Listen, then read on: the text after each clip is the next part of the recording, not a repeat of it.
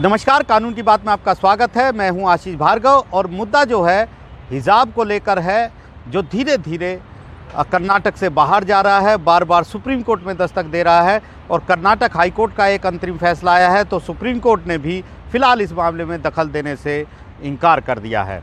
मामला high court में 3 जजों की फुल बेंच जो है वो सुन रही है, चीफ जस्टिस हाई कोर्ट के सुन रहे हैं और गुरुवार को एक अहम सुनवाई हुई थी जिसमें सुप्रीम कोर्ट ने कहा था कि वो अंतरिम आदेश जारी करेंगे कि जब तक फैसला लंबित है तब तक किसी भी तरह का जो छात्राएं हैं कोई भी भगवा या किसी तरह का कोई हिजाब या किसी भी झंडे के रूप में कोई कपड़ा नहीं पहनेंगे, इस तरह के वो आदेश जारी करेंगे।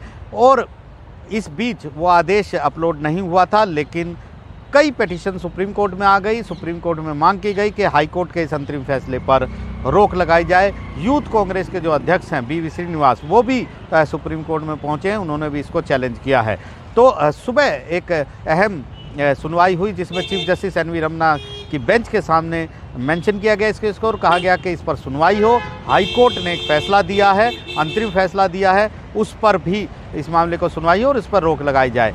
लेकिन कर्नाटक सरकार की तरफ से सॉलिसिटर जनरल तुषार मेहता पेश हुए। उन्होंने कहा कि आदेश अभी आया नहीं है और किसी को भी धार्मिक या राजनीतिक रंग देने की कोशिश नहीं करनी चाहिए। इस मुद्दे पर चीफ जस्टिस NV रमन्ना ने साफ कहा कि फ़िलहाल इंतज़ार करना चाहिए, सही समय पर वो कदम उठाएंगे, दखल देंगे इस मुद्दे पर। वो जानते हैं कि क्या हो रहा है। उन्होंने सवाल भी उठाया कि क्या इस मुद्दे को देश भर के यानी राष्ट्रीय स्तर पर लाना यानी दिल्ली में लाना ज़रूरी है।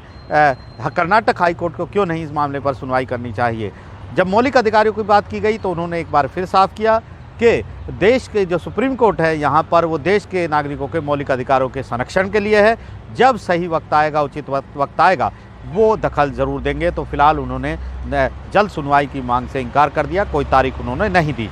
इस बीच इसके बाद की डेवलपमेंट ये हुई कि कर्नाटक हाई कोर्ट का जो फुल बेंच, जो 3 जजों की बेंच है, उसका अंतरिम फैसला सामने आ गया। अपने फैसले में उन्होंने साफ कहा है कि जब तक अगला आदेश नहीं आएगा तब तक क्लासेस में किसी भी तरह का कोई हिजाब, कोई भगवा, स्कार्फ या किसी भी तरह के झंडे का या धार्मिक कपड़ा नहीं पहना जाएगा।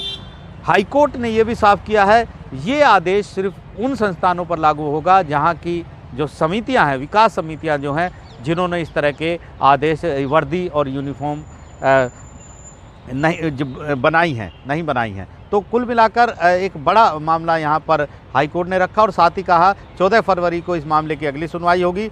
लंबित रहने तक अंतरिम रोक इस पर रहेगी। और हाई कोर्ट ने अपने फैसले में काफ़ी चिंता भी जताई इस मुद्दे को लेकर। हाई कोर्ट ने कहा कि वो काफ़ी आहत हैं जिस तरीके से आंदोलन इस मुद्दे पर चल रहा है, शैक्षणिक संस्थानों को बंद कर दिया गया है। उन्होंने ये भी कहा कि हमारा जो देश है वो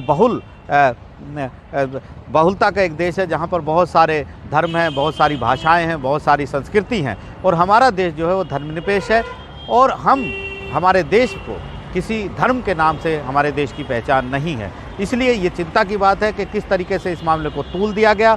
शैक्षणिक संस्थानों को बंद कर दिया गया, कॉलेज स्कूल बंद हैं और साथ ही साथ ऐसे मामले में धैर्य की ज़रूरत है क्योंकि हाई कोर्ट को इस मुद्दे पर संवैधानिक मुद्दे पर बहुत बहस की ज़रूरत है। उसको परीक्षण करने की ज़रूरत है कि क्या क्लासेस में हिजाब लगाकर जाना उसको अनुमति दी जा सकती है, क्या क्लासेस में हिजाब पहन कर जाना इस्लामी की प्रथा का अनिवार्य अभिन्न हिस्सा है। ये तमाम चीज़ें हैं यहाँ पर और एक बहस चल रही है। ऐसे में इस मुद्दे को इतना तूल नहीं दिया जाना चाहिए। छात्रों के भविष्य की चिंता भी उन्होंने जताई कि किस तरीके से शैक्षणिक सत्र खत्म होने वाला है।